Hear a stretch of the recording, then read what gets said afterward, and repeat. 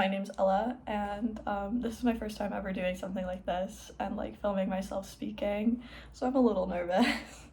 um, I kind of wanted to talk about how I lived for so long in suffering and pain that I never allowed myself to like fully reach my potential, and how recently my views on that have shifted, and I kind of wanted to share that and like show. Sorry, it's a little itchy, not very profesh of me. But I guess I'd start by saying I spent the first 20 years of my life in sorrow and self-pity.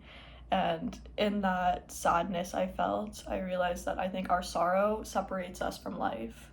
We get so caught up in being sad that we forget to let good things happen to us. It's hard to realize there's more to life than pain and suffering, especially when you're feeling that. I spent 20 years letting it define me as a person. I didn't have goals. I let all my future goals slip out of my hands because I couldn't see my future anymore because of the pain and suffering. I didn't have hobbies or anything that really made me stand out or be unique, I guess I should say, to the point of losing myself. I lost myself in that sorrow, in that like mindset of self-pity and sadness. I lost myself to it. I didn't know who I was or what I wanted to be, because all I could think about is I'm meant to be this sad and dreary girl. I fell into the trap of being tragically beautiful, is what I like to say. And that like almost, not to shade Lana Del Rey because I love her, but almost that like I'm sad but beautiful and like young kind of perception, I fell into it. And I wish I didn't, because I think it really affected a lot of my life for a really long time.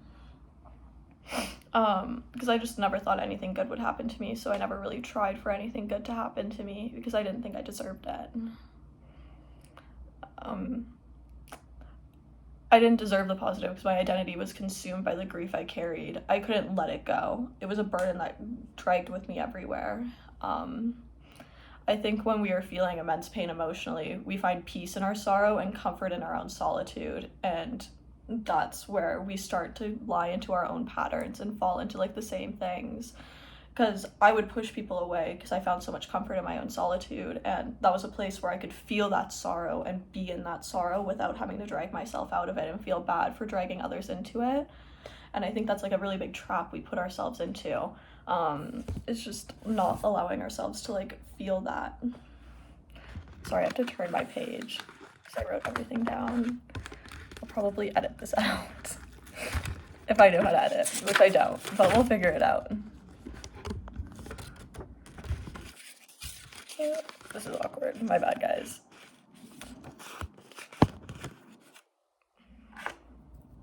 Pain I felt bounded me to failure, and that failure only led me to feeling more sorrow. It was like a self-fulfilling prophecy. I never believed that I could, so I never achieved.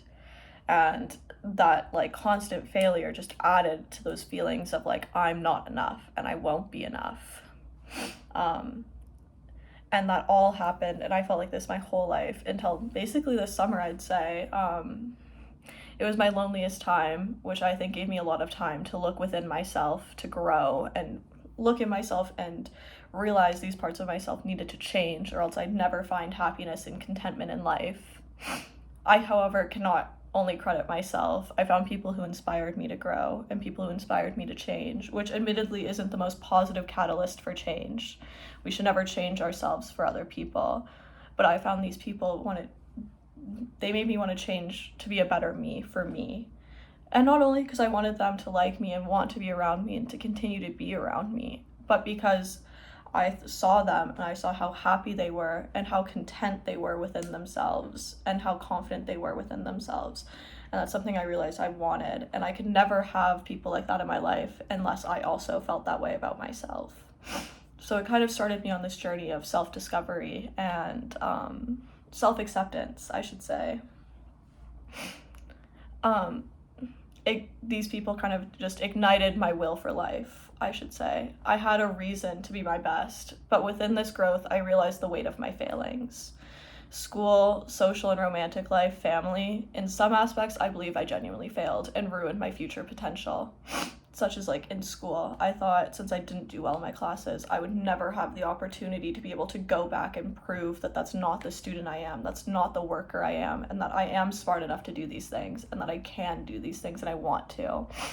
I just never saw myself having a future where I'd need anything, so I dropped the ball. And I do admit, and I take accountability for that, because I have to accept my past actions to be able to grow into the person I want to be.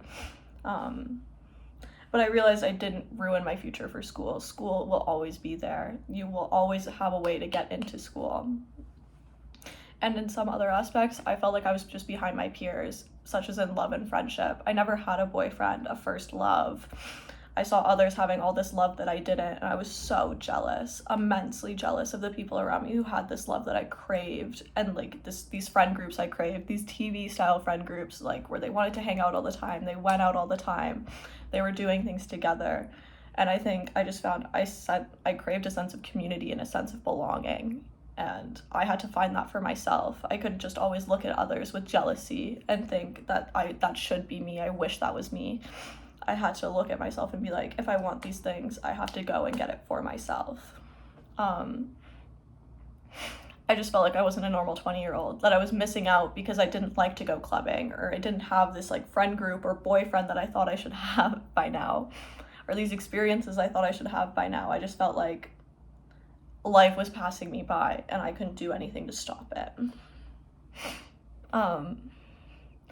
Then when it came to my family, I felt guilt because they never got to see what the real me was like. Someone who wasn't consumed by sorrow and grief all the time. Someone who wasn't angry at the world and angry at themselves and embarrassed of themselves constantly. My family never got to see that side of me and never got to see that the person I wanted them to see. The person that I am on the inside. At least the person I hope I am on the inside.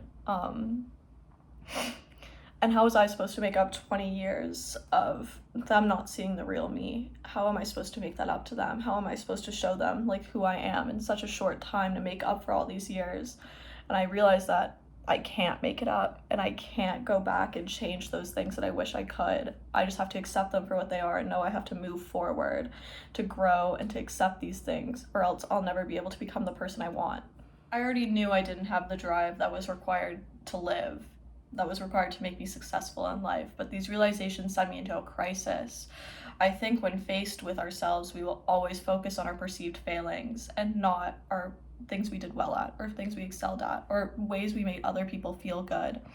We'll always focus on our shortcomings, our failures, our perceived flaws, and that's all I saw within myself were flaws and failings. And I think weeks were spent looking into myself with horror, thinking that I strayed too far from who I wanted to be, that I would never find them again, that I would never be able to get on that path of who I needed to be, who I wanted to be, who I wanted to become. Sorry for stuttering. I had to remind myself that while on the path of discovery, we don't always excel. I had to remember that although I could have done more, and I could have been more open, and I could have done better, that my life wasn't over, and that it wasn't too late to try and be who I wanted to become, to get back on that path. Because the longer I stayed on the path of straying away, the further I would be from being the person I wanted to be, and the longer it would take to become that person. And I think that was like the biggest thing I had to discover, is if I wanted to become that person, and I wanted to become that person soon, I'd have to start the path of self-discovery now. And I'd have to start this journey of acceptance and loving myself now. And not just feeding into my own sorrow constantly and saying I'm not enough, but trying to force myself to believe that I am. And then I have to realize that life will work out because I'm putting in the work it takes to make it work out. I think the biggest obstacle we have is ourselves, but we have to tackle it to achieve the life we want. I'm sure I'm going to feel pain and suffering again, but I hope in the future I won't let it become me. I'm sure I'll fail at something again, but I hope I don't dwell on the failure and let that failure define me as a person. I hope I don't get discouraged in the future from trying things that I want and going for the things I want because I don't believe I'm enough. I just hope in the future that I believe that I am enough and I can do enough, and I am enough and I'm smart enough and I can do all these things that other people can do, and I can have all these things that other people have because I'm a person who deserves it. And I don't want to live in my own sorrow anymore and bring other people down to the depths with me. I want to be the type of person that people look at and think is a positive and happy person, not someone who lives within themselves and destroys themselves constantly. because that sorrow, that's what it did to me. I just destroyed myself constantly. I'd always be destructing myself, relationships with like boys, friends, my family. I would never be able just to hold myself accountable and accept my flaws. I would have to like push them away because I couldn't handle them seeing me for who I am.